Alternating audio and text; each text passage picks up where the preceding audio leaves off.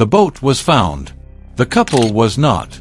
At first, it looked like just another quiet Caribbean morning. A white catamaran sat near the water, its name painted on the side in elegant black letters, Simplicity. A peaceful name. A retirement dream. A floating home built for blue skies, warm islands, and the kind of freedom most people spend their entire lives chasing. But when people stepped on board, the dream was already gone. Hendry and Kathy Brandel were not there. No final goodbye. No distress call that explained everything. No bodies. No clear answer. Just an empty boat, signs of violence, and a trail that seemed to vanish somewhere between Grenada and St. Vincent. Ralph and Kathy were not reckless tourists. They were experienced sailors, living the life they had earned after years of work, moving through the Caribbean on their catamaran, chasing calm water and quiet sunsets. But on February 19, 2024, 3 men escaped from jail in Grenada. And according to authorities, those men needed a way out. Not a car. Not a plane. A boat. Soon after, Simplicity was gone. And so were Ralph and Kathy. When the vessel was finally found abandoned near St. Vincent, it carried more questions than answers. The couple's belongings, the silence on board, and the evidence left behind all pointed towards something terrifying. Something happened at sea. Something no camera captured. Something no witness could fully explain. Something the ocean may never give back. This is the story of a retirement dream hijacked in paradise. A boat named Simplicity. 2 people who disappeared with the tide. And a mystery hidden in the dark water between 2 Caribbean islands. Before the name Simplicity was tied to a crime scene, it was tied to a dream. Hendry and Kathy Brandel were not the kind of people who had just randomly ended up on a boat one day. They were experienced cruisers, the kind of sailors who understood that living on the water was not just sunsets and postcard views. It was planning, maintenance, weather, repairs, fuel, radios, anchorages, and constant small decisions that most people on land never even think about. But that was the life they had chosen. After years of working, raising families, and living the kind of normal life most people live, Ralph and Kathy had reached the chapter that many people quietly dream about but never actually reach. They had a boat, they had time, and they had each other. Their catamaran, Simplicity, was not just transportation. It was their home. According to the sailing association connected to them, Ralph and Kathy were veteran cruisers who had sailed from Virginia and were spending the winter months in the Eastern Caribbean. That detail says a lot. Because these were not reckless tourists who showed up in the Caribbean with no idea what they were doing. They knew this lifestyle. They knew the rhythm of it. They knew what it meant to wake up on the water, check the wind, check the sky, listen to the weather, and decide whether the day was meant for sailing or staying still. For people like Ralph and Kathy, a boat becomes more than a machine. Every corner of it has meaning. The cabin is not just a cabin. It is where you sleep after a long passage. The deck is not just a deck. It is where you drink coffee in the morning, where you watch the light move across the water, where you talk about the next island, the next harbor, the next calm place to anchor. Their boat's name made the whole thing feel even more peaceful. Simplicity. It sounded like exactly what they were trying to find. A simpler life. A quieter life. A life without the noise of traffic, offices, deadlines, and the same routine repeating every week. Out there, the days were probably slower. The mornings were probably warm. The nights were probably quiet in a way that only the ocean can be quiet. And in the cruising world, that kind of life has its own community. Sailors notice each other. They talk at docks. They recognize boats by name. They share warnings, advice, tools, weather updates, and small pieces of information that become important when you are moving from island to island. You may not know someone well, but if you see their boat enough times, it becomes familiar. Their vessel becomes part of the scenery. Ralph and Kathy were part of that world. They were spending the colder months moving through the Caribbean, embracing the warmth and the freedom that came with it. Kathy had also recently become a grandmother, which makes the timing of everything even more painful. Because this was not supposed to be an ending. This was supposed to be the reward. Most people spend their lives waiting for a chance to slow down. Ralph and Kathy had actually done it. They had taken the dream off the shelf and made it real. Their retirement was not being spent behind the same walls, watching the years pass by. It was being spent under open skies, on blue water, with the next island always somewhere ahead. And for a while, that is all the story was. A married couple. A white catamaran. A peaceful boat name. A winter in the Caribbean. There was no reason for anyone to look at simplicity and imagine anything dark. From the outside, it would have looked like another cruising boat in paradise. Maybe someone walking by would have seen the hull, the mast, the lines, the dinghy, and thought nothing of it. Just another boat. Just another couple living the sailing life. But that is the thing about real tragedies. They usually do not announce themselves. There is no warning sign in the sky. No music change. No obvious final peaceful morning that tells people to pay attention because everything is about to break. One day, Ralph and Kathy were living the life they had built. Their boat was still their home. Their route still made sense. The Caribbean still looked like paradise. And then, somewhere nearby, 3 men escaped from jail in Grenada. Soon, the peaceful story of simplicity would be pulled into something much darker. To understand how a quiet sailing trip turned into an international crime story, you have to understand where it happened. The Eastern Caribbean is not just one place. It is a chain of islands, harbors, channels, anchorages, and small passages that sailors move through like stepping stones. For people living aboard boats, Grenada, St. Vincent, and the surrounding islands are part of a normal cruising route.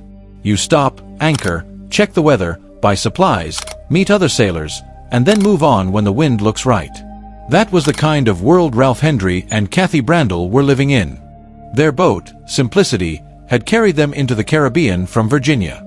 They were not strangers to this lifestyle. They were described as veteran cruisers, spending the winter months sailing through the Eastern Caribbean, while embracing the warmer island season from the safety and comfort of their catamaran. And that is important, because from the outside, people sometimes look at a boat and only see freedom. Blue water. Open sky. Sunsets. A peaceful deck. But anyone who has actually lived on a vessel knows that a boat is also work. It is a moving house that constantly needs attention. You watch the batteries. You check the lines. You listen to the engine. You watch the clouds. You think about fuel, water, anchor depth, dinghy security, radio contact, weather windows, and whether the place you are anchored tonight will still feel safe in the morning. For Ralph and Kathy, this was not some careless vacation. This was a lifestyle they understood. A catamaran like Simplicity was not just transportation. It was their home, their shelter, and probably the most valuable physical thing they had with them in that part of the world. But while their story was moving peacefully across the water, another story was unfolding on land. In Grenada, 3 men were in custody. According to the case details, they were waiting to see a judge after being arrested on robbery with violence charges. The oldest of the 3 had also been facing even more serious charges, including rape, attempted rape, indecent assault, and causing harm. These were not men simply trying to avoid a minor problem. They were facing serious trouble. And then, on February 18, 2024, they escaped from jail. That one event changed everything. Because once they were out, they needed movement. They needed distance. They needed a way to get away from Grenada before the authorities could close in. On an island, escape is different than it is on the mainland. You cannot just keep driving forever. The roads end. The coastline appears. The water becomes the border. And if you need to leave an island, you need something that can cross that water. A plane would be controlled. A ferry could be watched. A normal route could be blocked. But a private boat, especially one already sitting in Caribbean waters, could become a way out. That is where Simplicity seems to have entered the nightmare. According to authorities, Ralph and Kathy's catamaran was taken by the 3 men on February 19th, the day after the escape. Police believed the suspects were trying to head towards St. Vincent and the Grenadines. On a map, Grenada to St. Vincent may not look like some impossible distance. It is not crossing an ocean. It is not sailing to another continent. But that can almost make it more frightening, because it was just far enough. Far enough to leave one country's immediate reach. Far enough to disappear into open water for hours.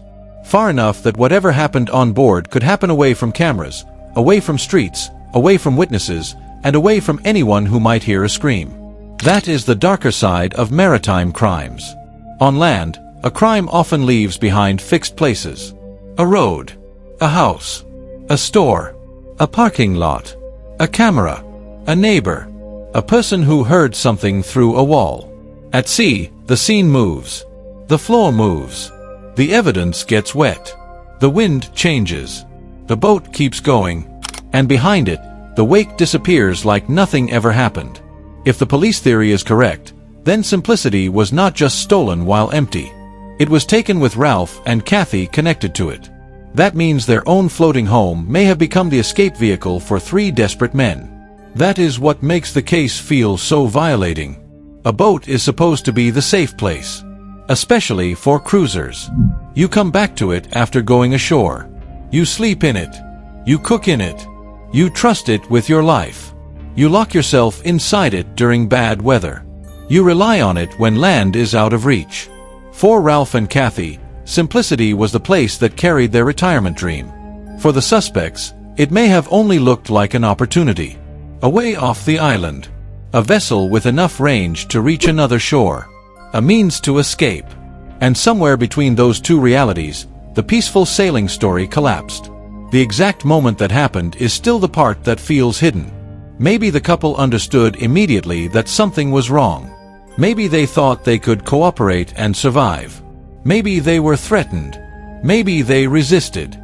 Maybe they were never given a chance. The public details do not give us every answer. What they do give us is the shape of the horror. 3 escaped prisoners. A stolen catamaran. A route from Grenada toward St. Vincent. 2 experienced American cruisers suddenly missing. And later, an abandoned boat with signs that something violent had happened on board. Police would eventually say that information suggested the occupants of the catamaran had been disposed of while traveling between Grenada and St. Vincent. At the same time, officials admitted they had nothing conclusive proving Ralph and Kathy were dead, and that they still held out hope, even if the probability was low. That is a terrible kind of uncertainty, because it is not hopeful enough to comfort anyone, and it is not certain enough to end the waiting. It just leaves the family, the sailing community, and everyone following the case staring at the same stretch of water, wondering what happened on that boat after it left Grenada. A boat named Simplicity had entered one of the most complicated and disturbing kinds of crime scenes there is. A crime scene without walls. A crime scene that moved across the sea. And a crime scene where the ocean itself may have taken the final evidence. The timeline in this case does not begin with a scream, a storm, or some dramatic distress call. It begins quietly. That is what makes it worse. For Ralph Hendry and Kathy Brandel, February of 2024 was supposed to be another stretch of their Caribbean cruising season. Their boat was in Grenada, their life was still moving with the rhythm of the water, and from the outside, nothing about Simplicity looked like it was about to become the center of a violent investigation. But on land, something had already gone wrong. 3 men escaped from jail in Grenada. They were not just wandering around looking for somewhere to hide. According to authorities, they were trying to get away from the island, and in a place surrounded by water, that meant they needed a boat. The next day, on February 19th, Simplicity was taken. And that is where the clean part of the timeline begins to break apart. Because we know the boat was taken. We know Ralph and Kathy were missing. We know police believed the escapees were trying to head towards St. Vincent and the Grenadines. But the exact final peaceful moment on board is still hidden from the public record. There is no perfect last scene. No clear final phone call that explains what they saw. No confirmed moment where the dream officially became a nightmare. And that is how a lot of maritime cases work. On land, a disappearance usually leaves behind places. A road. A gas station. A doorbell camera. A neighbor who heard something. A receipt. A car seen turning onto a street. At sea, everything is different. The crime scene can move. The route can shift. The water can erase what happened behind the boat almost immediately. If Simplicity left Grenada with the escapees aboard, then every mile between Grenada and St. Vincent became part of the missing timeline. Every hour on that passage became a question that investigators would have to answer later, with very little help from the ocean itself. The most disturbing possibility is also the simplest one. Ralph and Kathy may have still been on board when the boat was taken. Their own home may have become the getaway vehicle. Think about how quickly that changes the feeling of a boat. 1 minute, it is shelter. It is safety. It is the place where you sleep, cook, plan, and relax. The next minute, it is closed in. The cabins feel smaller. The deck feels exposed. The water around you is no longer beautiful. It is a barrier. If you are trapped on land, you might run to a neighbor. If you are trapped at sea, there may be nowhere to run at all. The public details do not tell us exactly what Ralph and Kathy did in those hours. Maybe they tried to reason with the men. Maybe they stayed calm because experienced sailors understand panic can make things worse. Maybe they thought that if the suspects only wanted the boat, they might survive by cooperating. Or maybe there was never any chance. That is the frustrating thing about this timeline. The most important part is the part we cannot see. The boat moved. The couple disappeared. And somewhere between those two facts, something violent appears to have happened. By February 21st, the sailing community was alerted that Simplicity had been found abandoned near St. Vincent.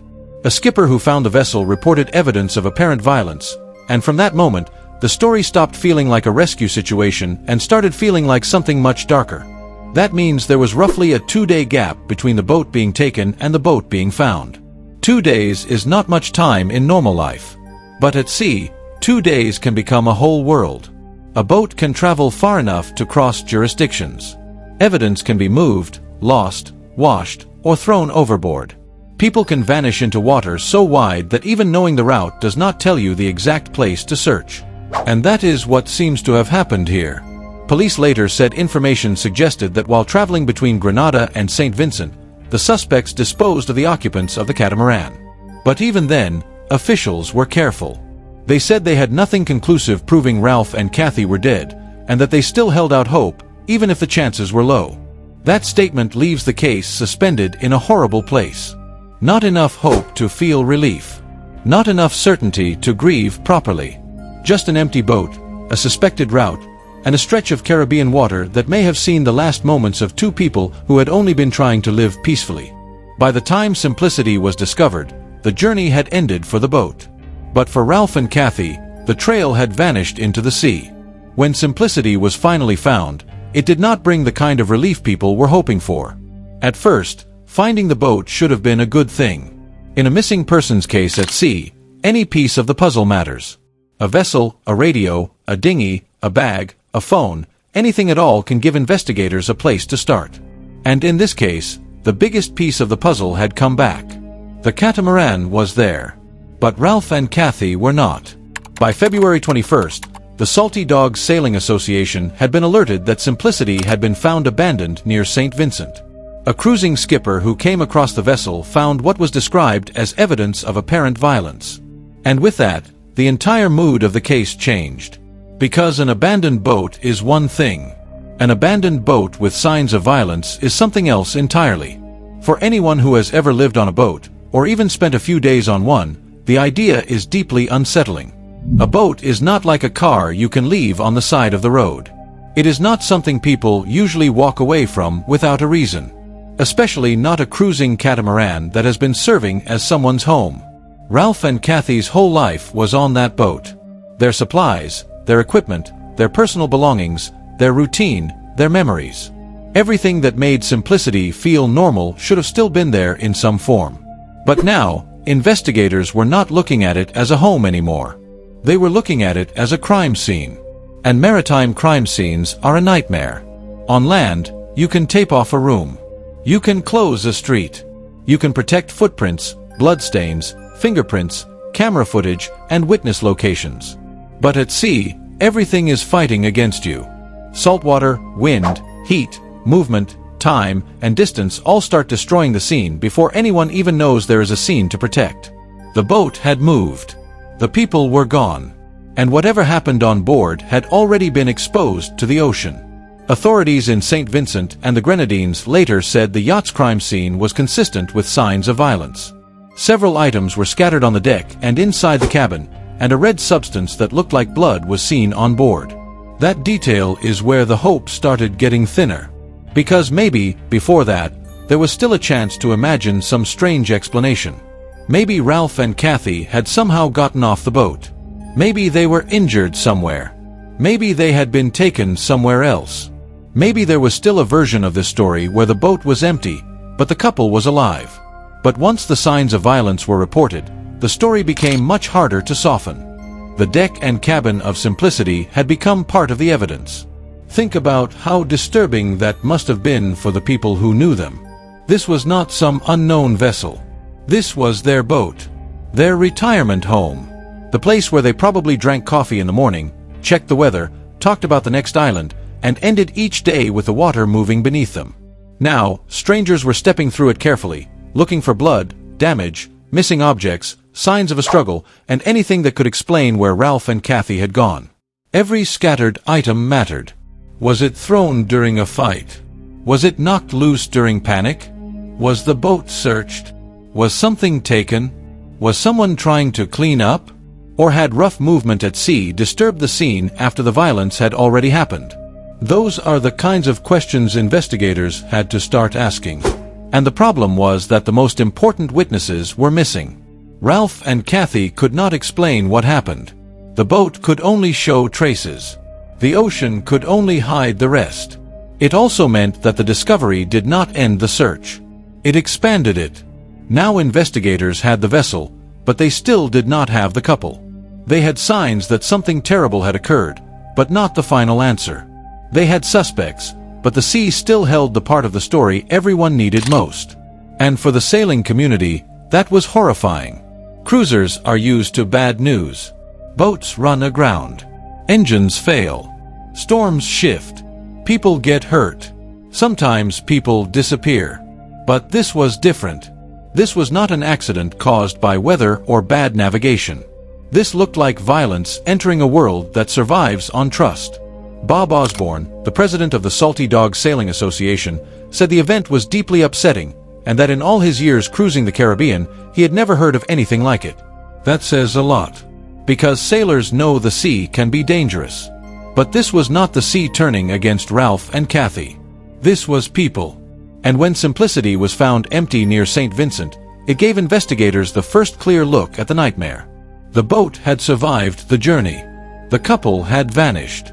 And whatever happened on board had left just enough behind to show that this was no ordinary disappearance. By the time investigators had Simplicity, the case had already crossed from a missing persons report into something much darker. The boat was no longer just a boat. It was evidence. And the problem with evidence at sea is that it never stays clean for long. Saltwater, wind, movement, heat, and time all start working against the truth before anyone even gets a chance to collect it. Whatever happened on that catamaran had happened while the vessel was moving between islands, and that meant investigators were not dealing with one simple location.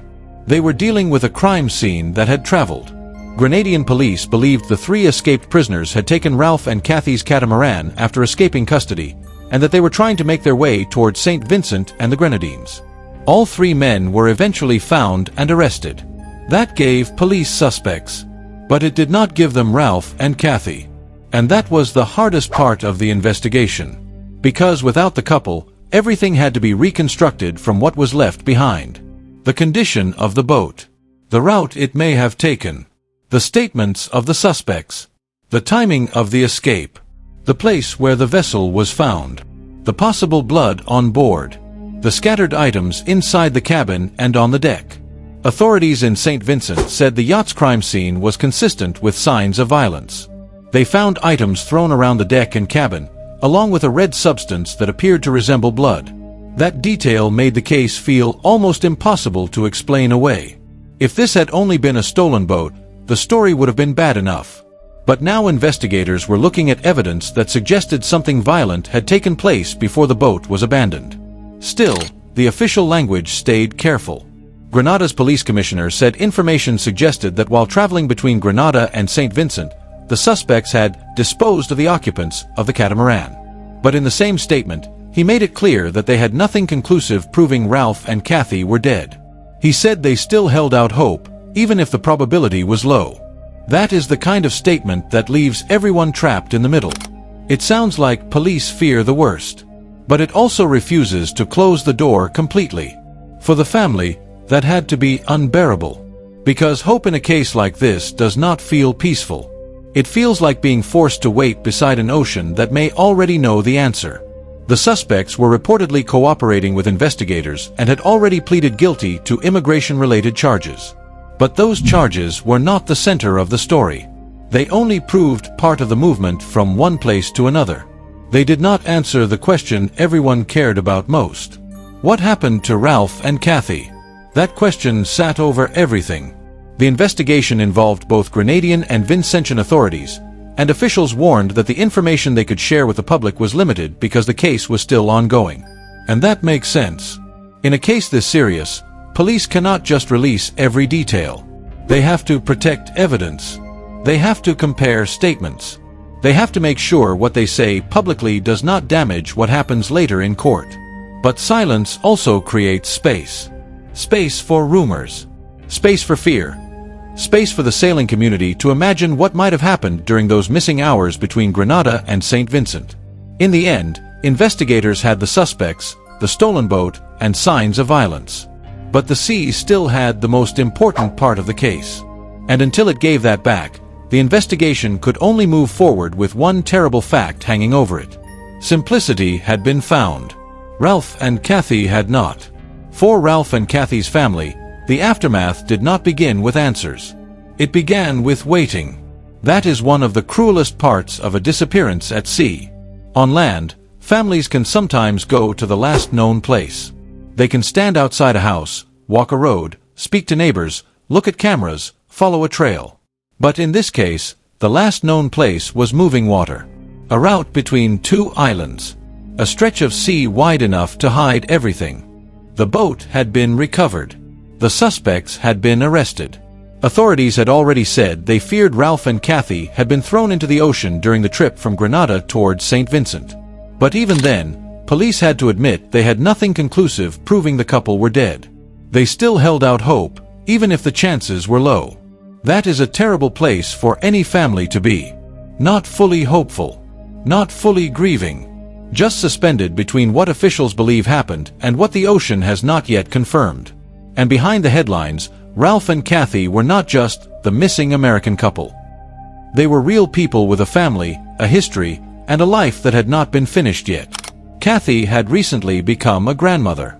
The family's page described them as experienced adventurers who spent their retirement sailing aboard Simplicity, spending summers in New England and winters in the Caribbean warmth. That makes the whole thing feel even more senseless. Because this was supposed to be their peaceful chapter. The hard years were behind them. They had built the kind of retirement people imagine when they are tired of work, routine, bills, and ordinary life. They had chosen motion over stillness. Open water over walls. Sunsets over schedules. And then, suddenly, their names were attached to a crime investigation. For the sailing community, the case landed like a warning shot. Cruisers know the sea is dangerous. They know storms can change. They know boats break. They know engines fail, anchors drag, and passages can go wrong. But this was not that kind of danger. This was not weather. This was not navigation. This was not a mistake made at sea. This was violence. And that hit differently. The Salty Dog Sailing Association had been alerted when Simplicity was found abandoned, and its president, Bob Osborne, said the details were still unconfirmed but appeared tragic. He also said that in all his years cruising the Caribbean, he had never heard of anything like it. That one statement explains why the case spread so quickly through the cruising world. Because sailors depend on a certain kind of trust. They anchor near strangers. They talk at docks. They share tools, warnings, weather reports, and small pieces of advice that can matter more than they seem. A boat nearby is usually just another traveler, another person trying to live the same strange, beautiful life on the water. But after Simplicity, every quiet anchorage probably felt a little different. The legal side of the case continued with the 3 suspects in custody. They were already reported to have pleaded guilty to immigration-related charges, while investigators continued working through the far more serious questions surrounding the boat, the violence on board, and the disappearance of Ralph and Kathy. But even if courts could eventually decide guilt, the emotional damage was already done. A family had lost 2 people. A sailing community had lost its sense of safety. And a boat with the gentlest name imaginable had become a symbol of how quickly paradise can turn into something unrecognizable. In the end, simplicity came back without the people who made it matter. That is the image this case leaves behind. A white catamaran in Caribbean water. A peaceful name on the side. A boat that had once been a home, a retirement plan, and probably one of the safest places Ralph Hendry and Kathy Brandel believed they had left in the world. But when it was found, the life inside it was gone. The suspects were arrested. The boat was recovered. Police had a theory. They had signs of violence. They had a route between Grenada and St. Vincent. But they did not have Ralph and Kathy. And that is the part that never really lets the story close. Because when someone disappears on land, there is usually a place people can return to. A road. A house. A final street corner. Somewhere solid. Somewhere you can stand and say, this is where the trail ended. But at sea, there is no final street corner. There is only water. Currents move. Weather changes. Waves erase. A boat's wake disappears almost as soon as it is made. And whatever happened on Simplicity during those missing hours may have vanished into a part of the ocean that looks calm from above, but keeps everything beneath it. Ralph and Kathy had gone to the Caribbean for peace. They were not chasing trouble. They were not looking for violence. They had simply reached the part of life where the days were supposed to get quieter. Instead, their boat became a crime scene. Their dream became a warning. And their final known journey became one more dark story carried by the sea. Maybe one day, more answers will come out. Maybe the full truth will be spoken in court. Maybe the ocean will give something back. But for now, this is where the case ends. Somewhere between Grenada and St. Vincent, the ocean kept the final answer.